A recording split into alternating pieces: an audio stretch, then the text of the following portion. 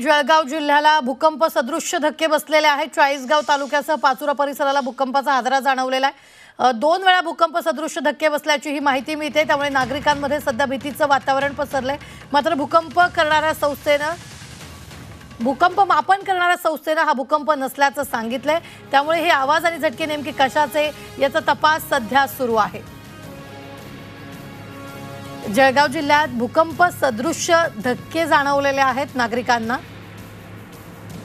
आवाज आणि झटके कशाचे याचा तपास सध्या सुरू आहे।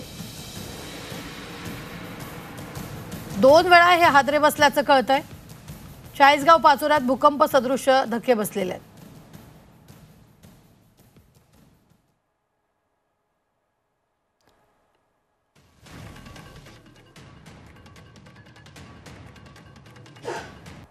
भूकंप लहरी मापन करणाऱ्या संस्थेनं हा भूकंप नसल्याचंही स्पष्ट केलेलं आहे।